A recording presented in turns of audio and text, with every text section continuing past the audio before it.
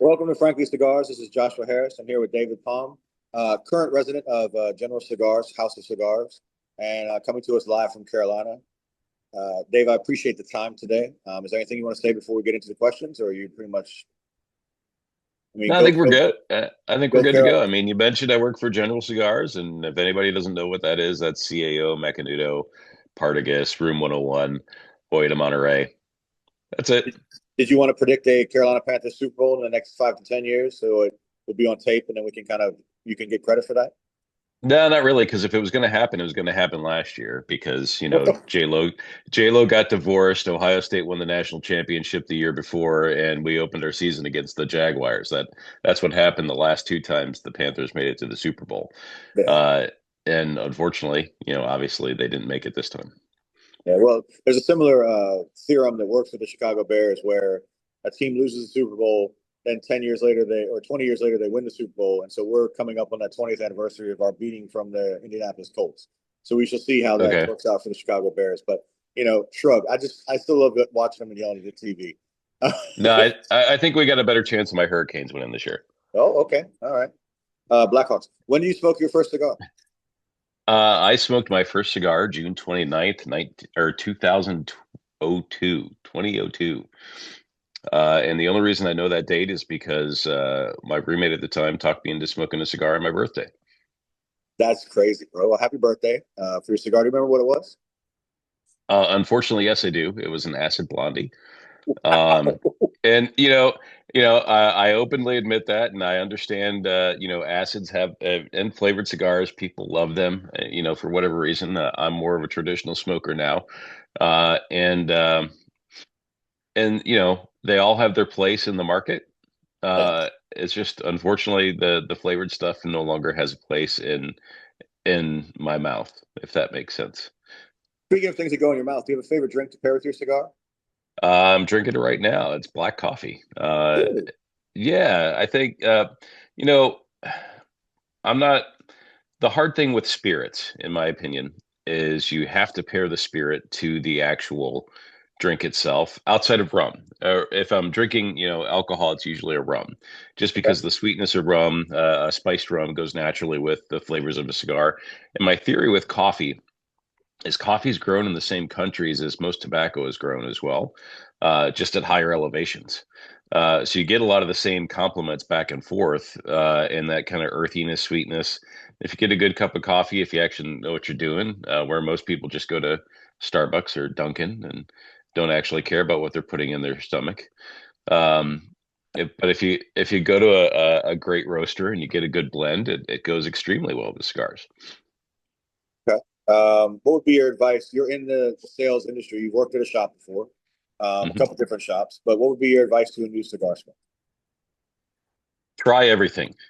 Really? To me, yeah, I mean, that's the most important thing. I mean, obviously, you don't necessarily want to go too heavy right out of the gate, but I think the mistake that a lot of people think is, oh, I'm a new smoker, I can only smoke at Connecticut. Well, you know what? You're probably going to be able to smoke most Habanos, and nobody knows what a Habano is when you first start. No, and for that matter, nobody knows what a Connecticut is when you first start.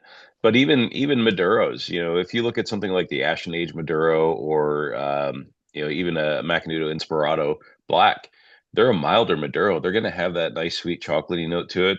Um, I mean, so I think don't be intimidated by the color and try everything. I think that's decent advice.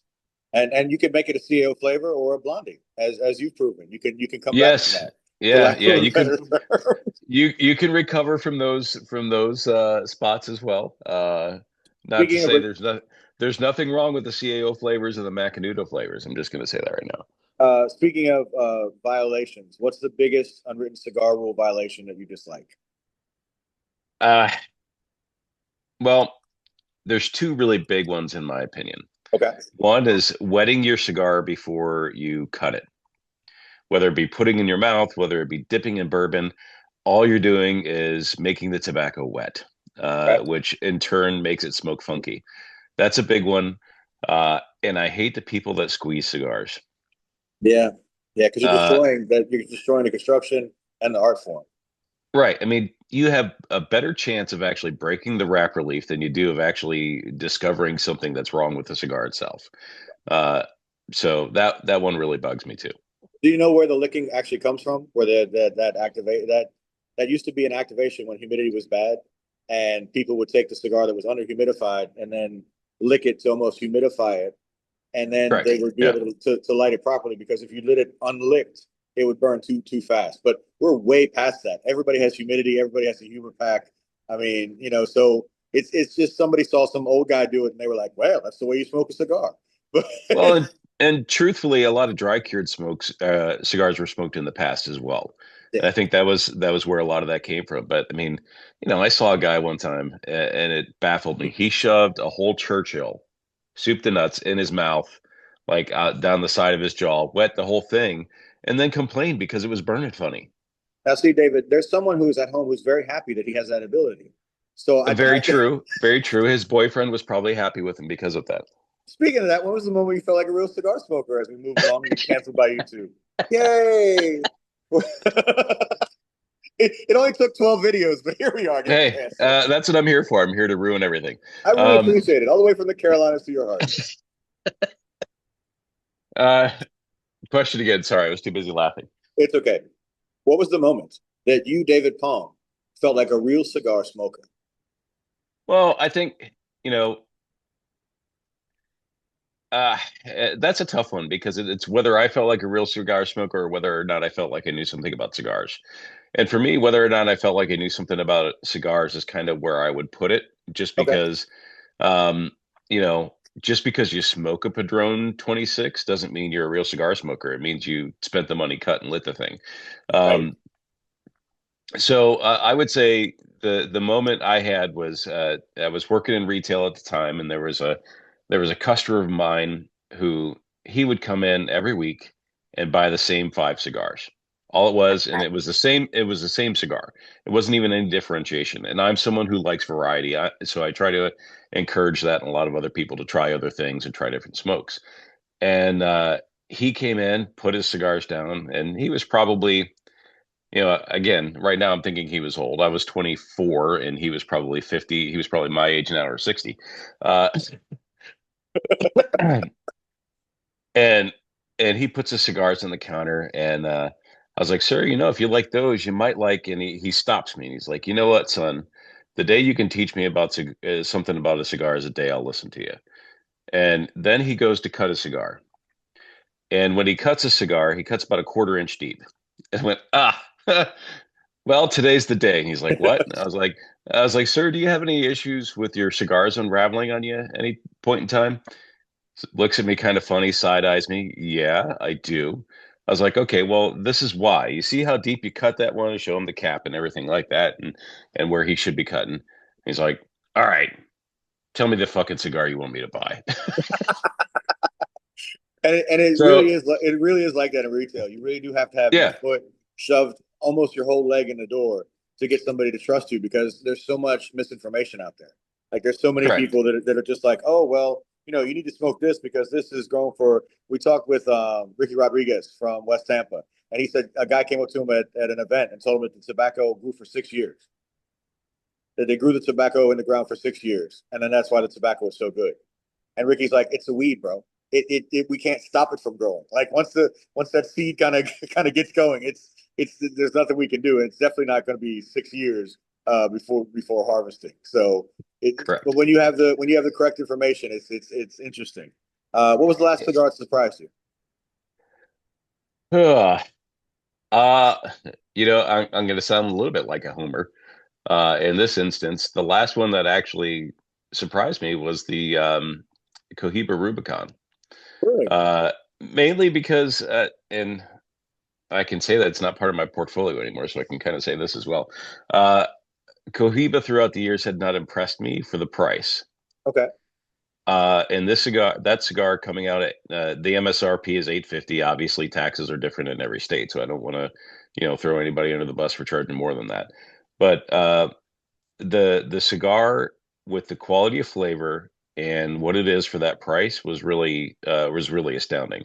Yeah. Now, the last cigar that I would say entranced me, like, and really made me focus and really kind of um I don't want to say surprised, but made me want to just made me focus. Yeah. Was an Illusion Epernay that a customer of mine had given me that was probably it was 3 or 4 years old at that point in time. And smoking that, I was in a crowd of people, and everybody kind of looked at me like, "David, you're quiet. What's going on? Are you upset about something?" I was like, "No." Uh, this cigar actually is making me pay attention to it because it was the way it changed, the way it developed throughout the whole smoke, um, was really quite a magical experience. Do you have a favorite cigar of all time or a favorite cigar right now? I think that's hard to say just because the cigars change so much and because of what your experience at the time, it could make the cigar taste better or worse in certain scenarios. Okay. Um, but one of my all-time favorite cigars was the Avo 22, which I believe came out in 2000. And again, I don't know if it was the scenario or just how it came about. I was Right. digging through the back of the humidor that I was working with. We had an overstock humidor, um, and I found this cylindrical cedar container, and I'm like, "What is this thing?" And I open it up, and there's like 8 to 10 cigars in it. Like, well, I gotta smoke this. I don't even know what it is. Pulled it out, cut it, lit it, and it was a phenomenal cigar. And I'm not generally a Davidoff fan either. Like the late hours are good, but as Right. far as their style isn't necessarily what I tend to, um, because I tend to be a more of a Nicaraguan smoker. Um, but that cigar, again, kind of like that Epernay, commanded my attention, hit home on every point. Um, but a current regular production product that I go to fairly regularly. Uh, I like the CAO Fosses to play to the home team, but I also get those for free. Uh, Well, I met when I met Avo at the trade show. I was walking around, and it was my first trade show, kind of by myself. And I'm walking around, and Avo just kind of was there. And so I sat down, and he hands me his card, which still had his fax number on it, and his home office number, and everything else, which I Max still number. carry to this day. And he leans in, and he goes, "Oh, where are you from?" And I tell him what shop I'm with, and everything else. And he goes, "Don't trust the Swiss," and leans back. And I was like, Davidoff is Swiss. What is he actually tell? And I see all these people behind him scrambling to like get him out of the moment and like not have him talk to me and everything else. But it was just those have always had a sweet spot for me from going to Juilliard and having the blending of the tobacco and the distribution from Davidoff. And it always kind of stood alone where it wasn't a Camacho, but it wasn't a Davidoff. And Right. and those 22, all those ones that came out in those different series were so amazing. Is there a accessory that you can't live without? You're on the road an awful lot. You're in different shops. Like, do you have to have a lighter? Do you have to have a specific cutter? Like, is there? No, not for me. I mean, I Okay. guess my fingernails. I mean, because that would really hurt if they got removed. Um, Uh, I mean, because for me, I travel so much within the job. Everywhere, every shop I go to has a cutter and lighter that I can use at some point in time. Right. So I mean, I rarely, and my customers will attest to this, I rarely have any of that stuff with me. If I do, it's very much a surprise, or I'm doing an event where I'm giving them away. Right. Speaking of events and the cigar industry, have you ever met anyone in the cigar industry that you were epically impressed by? Uh, there are a lot of people in this industry that are impressive. Um, there are a lot of people in this industry that you probably shouldn't meet as well. As far as epically impressed by, I worked for Aganorsa Leaf for 3 years before I started with General, and um, I'll be both Terrence Riley and Eduardo Fernandez were both very impressive people to me. Yeah. Eduardo, he's a billionaire, the guy who owns Aganorsa, and he wears beat up old khakis that are frayed at the bottom. I think I saw him in the same Guayavera pretty much every day I saw him. Uh, and you wouldn't know he was a billionaire. He's just passionate about it. And then Terrence Riley is just on a different level, I think, as far as people in general. If I met him outside of the industry, inside the industry, he's just a phenomenal guy. Yeah. Peter Gross said the same thing from ATL. He said that I love Terrence Riley. Don't you love Terrence Riley? And I looked inside myself, and I actually do. I mean, it's just he's very knowledgeable, but he doesn't force it on you. Like it just kind of shows up in the conversation, and he's just Right. genuinely a good person. And you feel kind of better. And like you said, there's some people you don't want to meet because you've met them, and you're like, oh, okay, that's interesting. So we've come to the end of the interview, and how we end the interview, other than me saying goodbye, is I ask you if you have a question for me. So you got anything? I had something yesterday. All right. I'm Well, I'm glad I'm we did the trying. interview today. Right, I know. That's what I'm like. Josh would probably laugh at that if I asked him that question. Uh, I can't remember what it is now.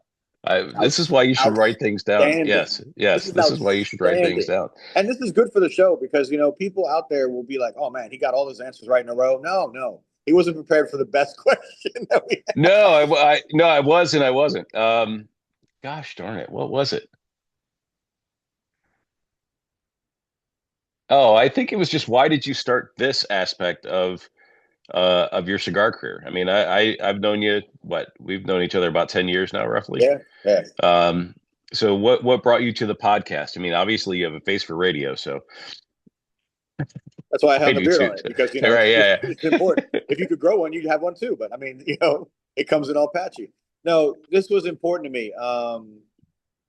Frank Elam was a mentor and a friend of mine.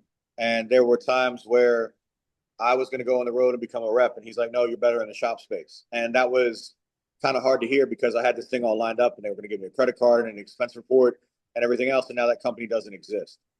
And I drove him to his last appointment before he passed away.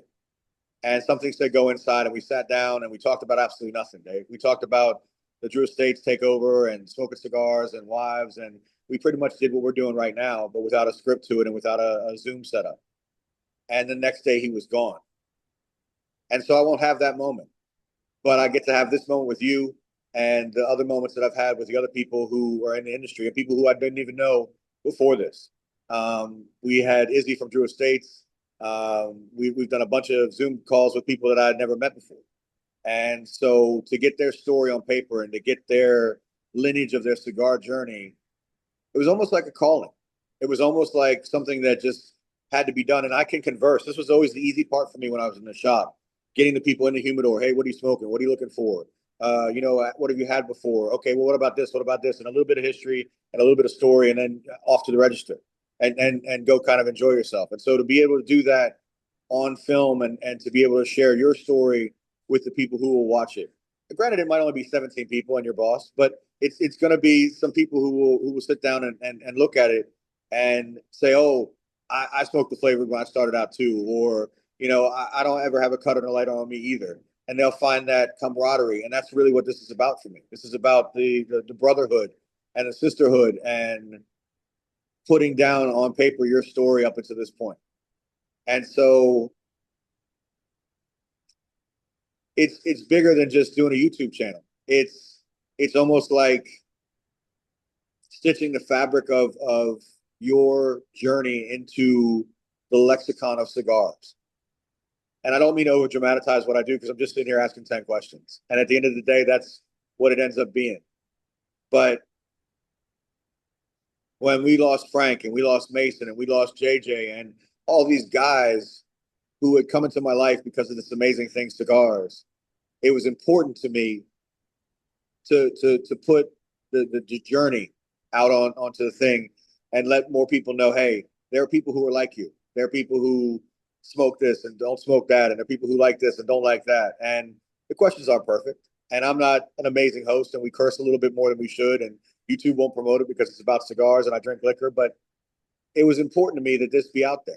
And we're going to find sponsorship, and we're going to have, this will end up being a thing that I think will go on for a while because I don't need to interview the owner of the brand. I can interview, a guy who smokes cigars on the weekends, or I can interview a guy who's been in the industry for 20 plus years.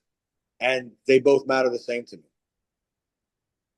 I hope I didn't get too preachy, and I hope I answered your question. Like it wasn't. No, you didn't get too preachy, but Okay. again, Oh, good. to argue Good to with know. YouTube, the it's not about cigars in a sense, it's about the camaraderie, especially the way you're approaching it. Um, I did kind of like while you were talking, remember the actual original question. All right, That let's go that again. was All right. Is there let's anything go you again. want to ask me, David? Yeah, you and your lady friend seem to like to travel quite a bit. What's the travel thing that you have to take with you every time you go? As someone who travels a lot myself. So I really don't have a travel thing. I really don't. Like it's I should say something, amazing, like, oh, I need a fully stocked humidor, or I need this, or I need to bring my swimsuit or something like that. We've been very lucky in our travels that a lot of the things that would set most people back from wanting to be a place have kind of morphed and grown into an amazing experience.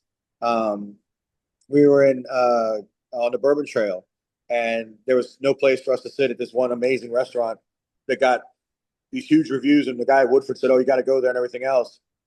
We ended up going down the street to a barbecue spot and having the absolute best time. So I think that what I do is I have an open mind, and I think that that's the thing that I would bring to that I would always want to have with me. That this experience, while not exactly how I planned it, could blossom and grow into something else. So I really do believe that that helps me in my travels, and I haven't had a bad trip. We haven't had a bad time where we went somewhere and, oh, this got canceled, or you didn't have that reservation. We went to Toronto. We're supposed to take a plane over the falls, and we didn't end up being able to take the plane over the falls because they canceled on us. We got our money back and everything else, but we were able to walk down by the river and able to see all this and talk to these people and had dinner at an amazing spot. So I think an open mind and the ability to kind of change on the fly are the two things that I would say I need to take with me. No, it makes sense because if you have a bad time traveling, it's generally your fault outside of flight Yeah. delays and that type of stuff. And that's going to be it for Frankly Cigars. This is Joshua Harris here with David. Got me canceled, Palm. Dave, seriously, thank you for your time, brother. I really appreciate it. And uh, I really hope to see you out there. All right. Thank you, Josh. Thanks for considering me for All the right, brother. interview. I appreciate it. All right. Bye. Yep.